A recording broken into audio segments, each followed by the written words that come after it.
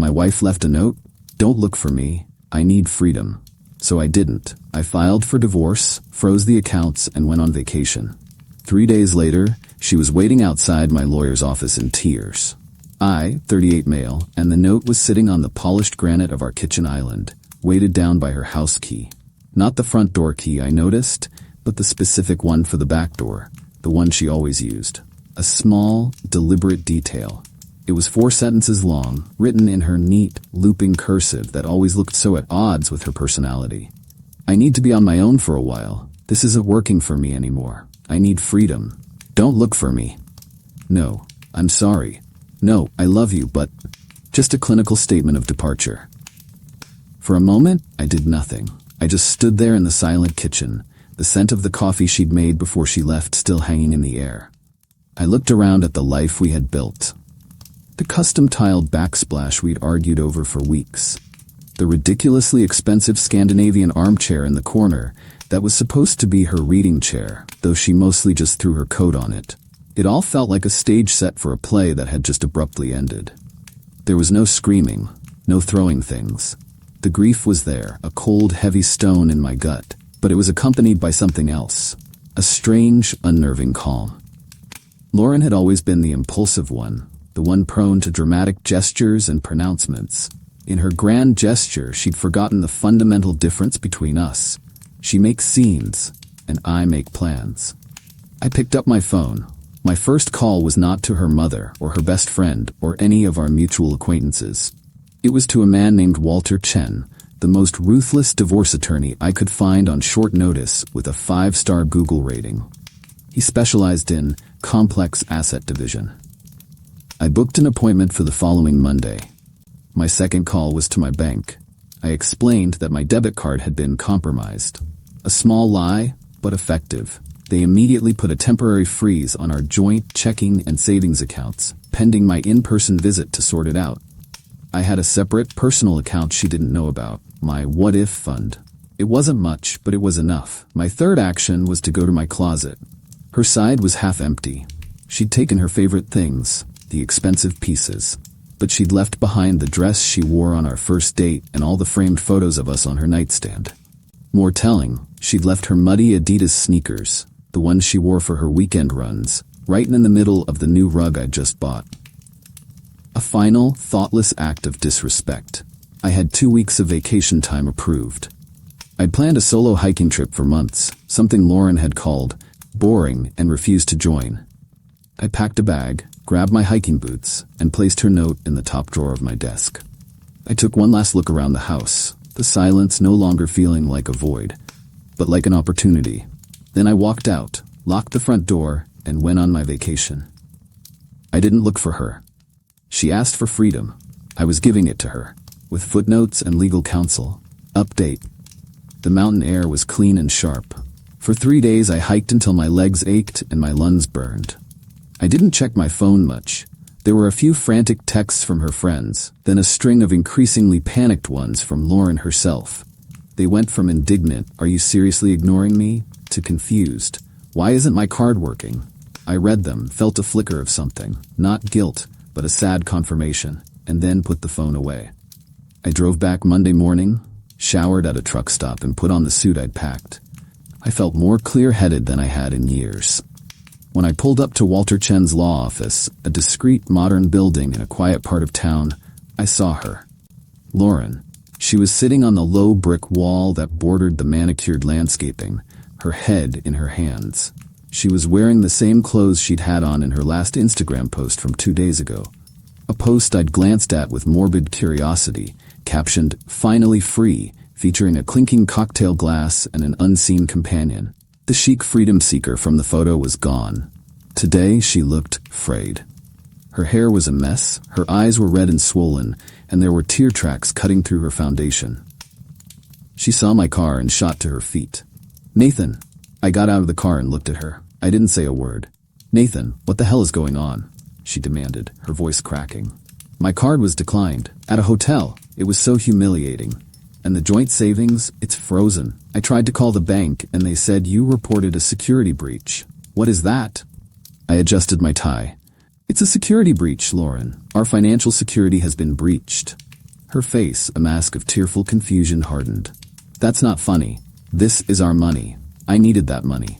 I had plans. I'm sure you did, I said, my voice even. I started walking towards the office door. She scurried to keep up, her tone shifting from anger to a kind of desperate pleading. Okay, look, maybe I should have talked to you, she said, grabbing my arm. I stopped and looked down at her hand until she let go. But I was suffocating. I needed space. A break. That's all this was. A little break to clear my head. And I come back to this? You hired a lawyer? I saw the email confirmation on the tablet. A divorce lawyer, Nathan. Are you insane? This was the moment that crystallized everything. She hadn't left me. She had just put me on pause, expecting me to wait patiently in the wings until she decided she was done with her break. The sheer, blinding entitlement of it was almost impressive. You left a note, Lauren, I said, my voice dangerously soft. It said, don't look for me. It didn't say, I'll be back on Monday, please have the accounts liquid and my laundry done. You wanted freedom. I'm just formalizing it. Formalizing it? She shrieked, tears starting anew. You can't just divorce me. We have to talk about it. We have to go to therapy. You don't just blow up our life. You detonated the bomb, Lauren, I replied, turning my back to her. I'm just picking through the rubble. I opened the heavy glass door to the law firm. The last thing I heard as it swished shut behind me was her sobbing my name. A question laced with a dawning, horrified understanding. Update. A week of blessed silence was broken by a phone call from an unknown number. I let it go to voicemail. The message was from a man. His voice was smooth, confident, the kind of voice that's used to getting its way. Nathan, this is Kyle. Listen, I think we got off on the wrong foot here. Lauren is obviously very upset and you're not being rational. Why don't you and I have a man-to-man chat and figure this out? Give me a call. Kyle. I knew the name. He was a senior manager from her marketing department. The one she'd laughed with a little too long at the company Christmas party. The one whose name had popped up in late-night texts I'd pretended not to see. I didn't call him back. Instead, I forwarded the voicemail audio file to Walter Chen with the subject line, for the file. The next evening, they appeared at my door. I saw them through the peephole, Lauren standing slightly behind Kyle, who had his hand possessively on her lower back. He looked exactly as I'd pictured. Expensive haircut, smug expression, wearing a jacket that probably cost more than my monthly mortgage payment. He rang the doorbell with a sharp, impatient jab. I opened the door a few inches, leaving the security chain on. Yes? Kyle's smile was pure condescension. Nathan. Good. We need to talk. I'm talking to my lawyer, I said. You should have Lauren talk to hers. Now see, that's the kind of attitude that's making this so difficult, he said, trying to lean into the doorway. The chain held. Lauren is willing to be reasonable. She's willing to come home, to let you calm down, and we can all sort this out like adults. We? I asked, looking past him at Lauren, who refused to meet my eyes. There is no we. There's you, and there's me, and she made her choice. Lauren finally spoke, her voice thin. Nathan, please, he's just trying to help. This has all been a huge misunderstanding. Just let me in so I can get my things. Your things will be handled by our attorneys, I said flatly. Then I looked her in the eye. Besides, the key you left wouldn't have worked anyway. Her brow furrowed in confusion. What are you talking about? The locks were changed the morning I left for my trip, I said. You vacated the property. You have no legal right to be here. Kyle scoffed, his charm curdling into aggression. Don't be an ass. This is her home. We just need to get her passport and some of her clothes. Then her lawyer can send my lawyer a formal request, I said, and began to close the door.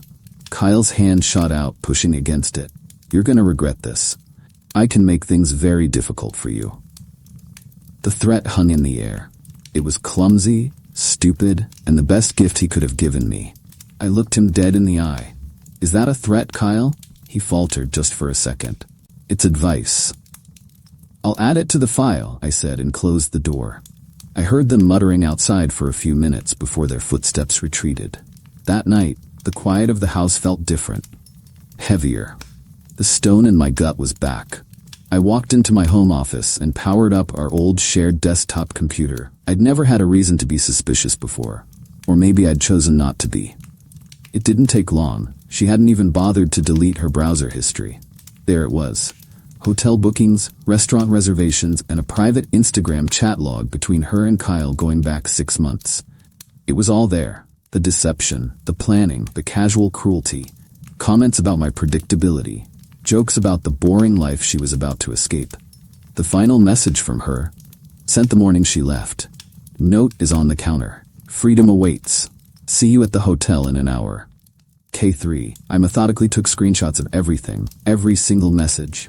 I saved them to a thumb drive, labeled it leverage, and emailed a copy to Walter. The grief was still there, but now it had a hard, sharp edge. It was turning into fuel. Update. The next month was a masterclass in bureaucratic fallout. I didn't have to be a mastermind. I just had to be organized and tell the truth. First, the house. We were renting, with an option to buy that I had been saving for. The lease was up for renewal. When the landlord called, I explained the situation simply. Lauren has permanently vacated the premises as of this date. I have a signed, handwritten note from her confirming this. I would like to renew the lease in my name only. I emailed him a picture of the note. He was a reasonable man who hated complications. He drew up a new lease for me alone. A week later, Lauren called me hysterical. The landlord said I'm not on the lease. He said if I try to enter the property, he'll call the police. You can't do that, Nathan. My name has been on that lease for 5 years. You abandoned the lease, Lauren, I said, repeating the words Walter had coached me to use. And my lawyer has the documentation to prove it. Second, the social fallout. I didn't badmouth her to our friends. I didn't have to. Her and Kyle's behavior did all the work. They were now an official public couple. They started posting photos together at expensive dinners on weekend trips. It looked desperate, a frantic performance of happiness. Meanwhile, the news of her break and my immediate divorce filing had spread. People can do the math. I got a call from a mutual friend, Qley. Hey, I'm so sorry about all this, she said, her voice hesitant. Honestly, it's all anyone at her office is talking about. It's gotten really awkward. People are taking sides. It turned out Kyle was married too, a fact Lauren had apparently not been privy to. His own divorce was now underway, and it was significantly messier and more public than ours.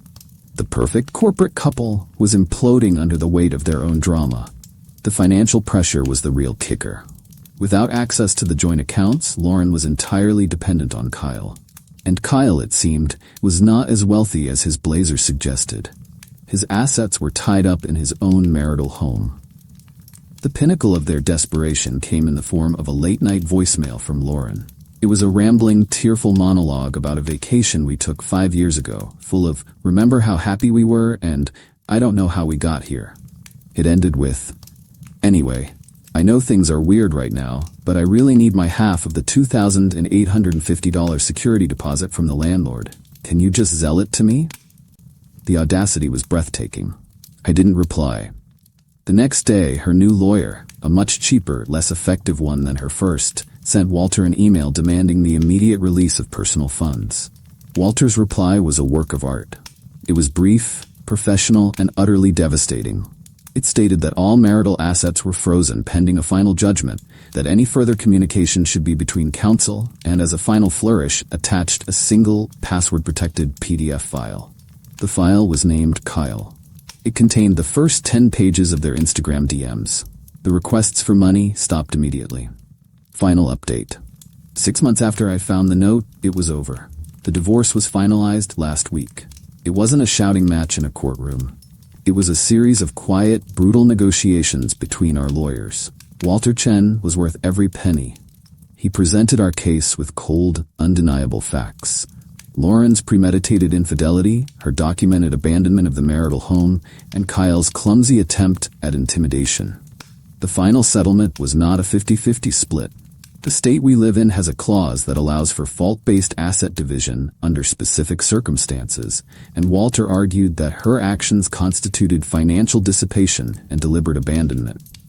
She walked away with her personal belongings, which I had meticulously boxed up and put in storage, the car her parents had bought her, and a small, court-ordered portion of the joint savings. The final piece fell into place with the house.